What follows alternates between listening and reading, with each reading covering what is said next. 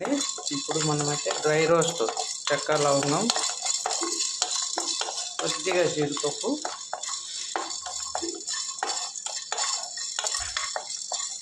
దీంట్లోనే జీలకర్ర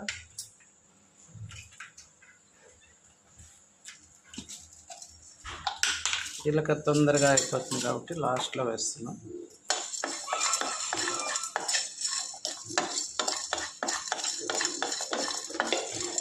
కొంచెం ఎండు కొబ్బరి,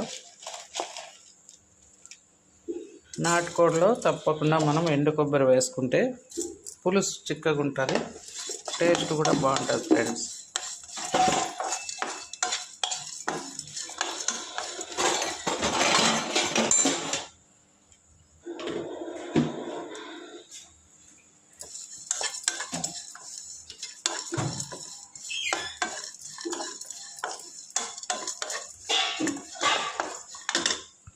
ఇప్పుడు అల్లం వెల్లుల్లి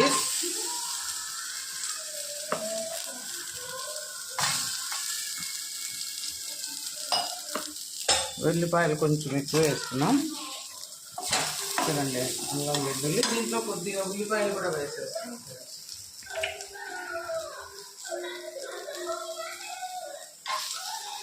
ఉల్లిపాయలు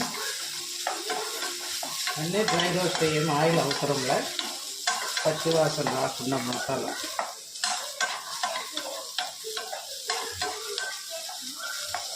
కొత్తిమీర కొంచెం, కరివేపాక కొంచెం, కరివేపాకు కూడా ఎత్తుకురా.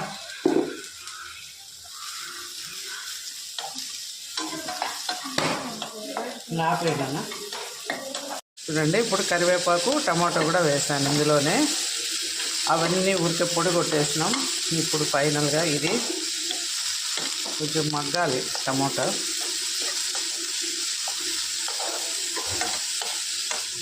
కొంచెం తిరుగువాత ఎత్తి పెట్టిన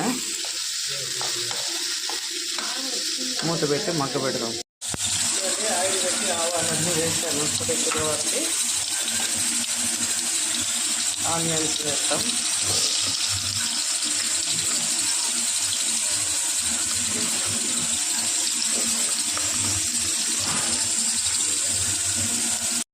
చూడండి ఎర్రగడ్డలు మగ్గిపోయినాయి. టమోటా కూడా వేసాను.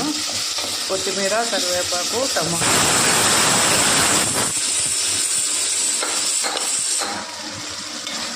అదైతే ఒక 4 విజిల్లు వచ్చింది. ఇంకొకటి రానిస్తాం.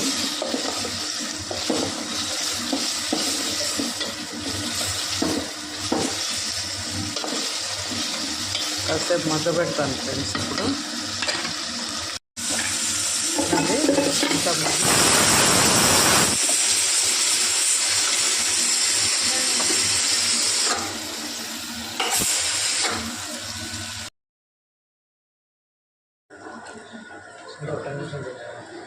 తీసుకో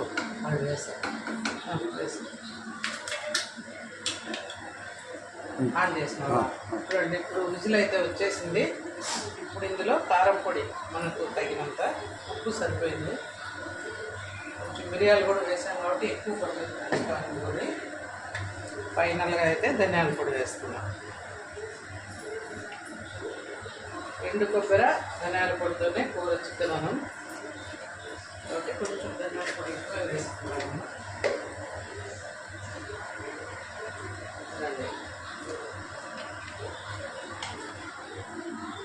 చూడండి ఎంత చిక్కగా వచ్చిందో.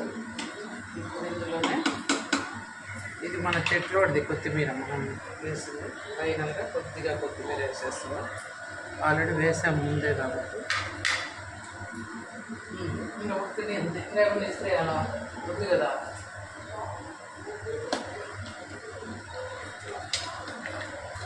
పిల్లలకు పులుసు ఇష్టం కాబట్టి కొంచెం ఎక్కువే వేసాను ఫ్రెండ్స్.